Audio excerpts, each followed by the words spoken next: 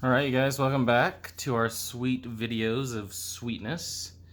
We're doing the inferior limb, and we've covered thus far. You should have seen the glute videos as well as the deep hip rotator videos. Today, I want to focus on medial thigh. So medial thigh, most of these muscles are going to be obviously medial, so in the closer to the midline of the body, and they're common. The commonality of these muscles is they're adductors. That's the action that they're going to accomplish, is they're going to bring your legs together. You see at the gym sometimes, depending on if you go to the gym, I don't know, they have those machines where like you squeeze your legs in, you're like, wow, and it kills the inner thigh. Those are the muscles we're gonna focus on today. And this first muscle I'm gonna do in purple is pectineus, okay? And on this picture, it's actually located right along through here. And it's going to be difficult because we have to understand the overlap of different muscles. So we're going to do our best, okay? This is going to be our anterior view, and this is going to be our posterior view. You can tell because these sits bones are more prominent in the back, as well as you can see the spine, the spinous processes along the sacrum. This is kind of difficult to tell here, but this section is further back than this section. So your hips are coming into this curve here, and you can see your glute lines. That shows you that's posterior. Granted, it's gonna get time. These pictures are pretty janky. So, pectineus, let's learn a little bit about that muscle. The origin is the pectineal line of the os coxa. Os coxa is the hip. The pectineal line is the bony landmark. And the insertion is going to be the pectineal line of the femur.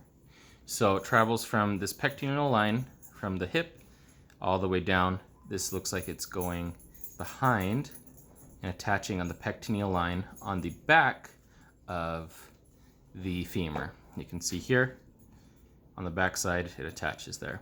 So with all the other muscles overlapping, that's kind of what it looks like. And that is what we have here on ours. You can see the pectineus, okay? And the function of that muscle is to adduct the hip and to help flex the hip. So if you were to contract these fibers, the direction they are going, it would help adduct your legs together and flex the hip. Okay, moving on to the next muscle. We have Adductor Brevis, Adductor Longus, Adductor Minimus, and Adductor Magnus. A, all kind of crazy to remember, but we're gonna work together to remember them. In this orange color, we're gonna do Adductor Brevis. Let's flip the page. Okay, Adductor Brevis is going to be here. It runs along all the way and attaches through here. This is the anterior side that we can see. Can you see that color of orange? Not really. Make it thicker. So the origin is the inferior pubic ramus. So that's this section here on the hip. And it inserts on the proximal half of the linea aspera. The linea aspera is on the back of the femur, and aspera means rough, and linea means line, so rough line. And so from the proximal half, we're talking about proximal meaning closer to the trunk, right? Proximal half of the linea aspera. So origin, inferior pubic ramus, and the insertion, proximal half of the linea aspera. The function is the adduction of the hip, and yeah, that's basically, there are some other things that it can do, but let's just focus on the main. Obviously it's Adductor Brevis, right? Brevis means short. So let's show you this. Adductor Brevis. I'm going to show you inferior pubic ramus goes behind the femur and attaches to this linea aspera here. Origin is the inferior pubic ramus and proximal half of the linea aspera. If we were to cover it up, you can see that you couldn't see very much of it. So on this picture, they have taken away those muscles so that we can get a better view of that muscle there. So there's that. Moving on to Adductor longus. So if brevis means short, longus obviously has to mean long, right? It's going to be like this magenta color. Okay. Adductor longus is on the anterior surface of the pubis, and it inserts into the distal half of the linea aspera. So in this picture here, we don't have it over here. I know it's kind of messy, but we're gonna do it over here. Sorry, I'm using very similar colors.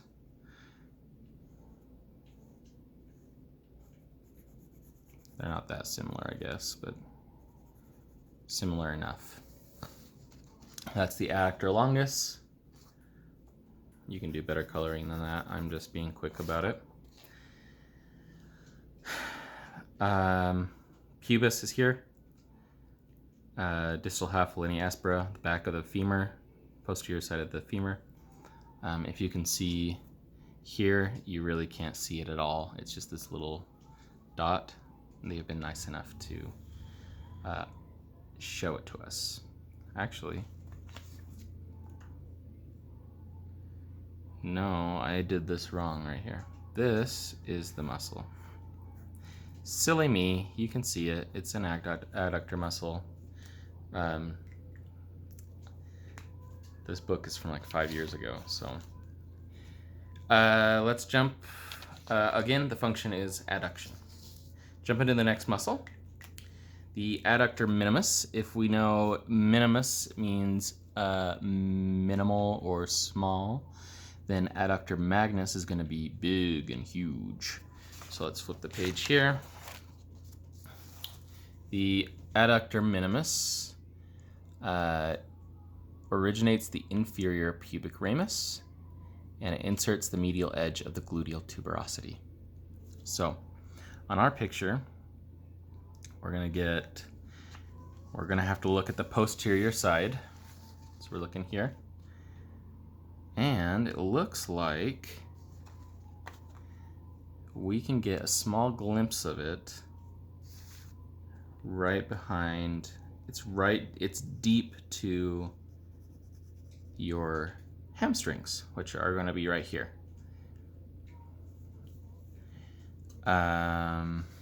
Let's see what else we can get. We can glean from the old textbook of Will.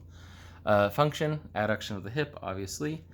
Adductor minimi, it's a small muscle attaching at the inferior pubic ramus. Ramus means arm. Pubic, obviously, is this section of the pubis. And then inferior, just meaning it's below the superior ramus. And then, of course, the gluteal line is here on the back, which runs into the linea aspera. So, quite a lot of information just to discuss about these muscles. Powerful stuff, if you ask me. So, I know we don't get a big view of it here, but you get the idea of what it looks like without those muscles covering.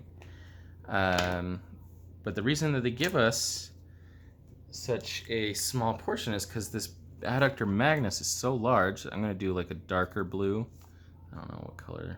It's like a sky, stormy sky. For the Magnus, what we want to do is the origin is the ischial tuberosity and the ischial ramus. So remember, ramus means arm. Ischial is the part of the hip or the os coxa. The ischium. So there's, remember, the ilium, ischium, and pubis. That just refers to the section of hip that it's attached to. And in this case, you can see where it's attached to, the ischial ramus and ischial tuberosity. And then it inserts into the linea aspera on the posterior side of the femur. Maybe I should show you guys this picture better. And then also it kind of like loops up and comes back down into the adductor tubercle, which is also on the femur. So it's a pretty thick muscle, a really, really thick adductor, and that's why they call it Magnus, because it's massive. So let's get a good picture here. We can see how big this muscle is here. On this side, it's on the opposing leg. Not the opposing leg, it's the opposite leg. I guess you can call that opposing. You can't really, I don't know. There's the linea aspera that attaches to ischial ramus and the ischial tuberosity. Remember, tuberosity means city of bumps. But look how thick this muscle is. On a cadaver, you can grab this thing, but it's like 3 inches thick. Talk about good steak, you know? For all those Jeffrey Dahmer fans. That's disgusting. Don't talk about that, Will. Gross. Quick right here. Oh shoot, all my pens are falling. I'm just gonna highlight a small muscle that we want to talk about here, and that is your gracilis muscle. I always joke with people. I'm like, you want a gracilis massage? Because it's actually a really creepy muscle to massage. It's not creepy, it's just, it's funny. It's not that funny, it's kind of weird. It's the innermost muscle of the thigh. So talk about all these other muscles. This one is the innermost, and it runs all the way along from the inferior pubic ramus all the way to the medial tibial tuberosity. So all the way down to the tibia. So on our picture here, they actually have it on both sides. But yeah, you can see how long it runs. It runs so long, all the way down. On this side, you can see how long it is. Runs all the way down to the tibial tuberosity, medial to the tibial tuberosity. And that's on the anterior of your tibia. So there's that function. It does weak adduction of the hips. It helps flex the knee because it crosses the knee joint, but mostly it's there for just stabilization, kind of keeping things under wraps. Most medial muscle, very thin, very small, kind of strap-like. And there we are. We finished the medial thigh. And yeah, let me know if you have any questions, but that should have been a quick video.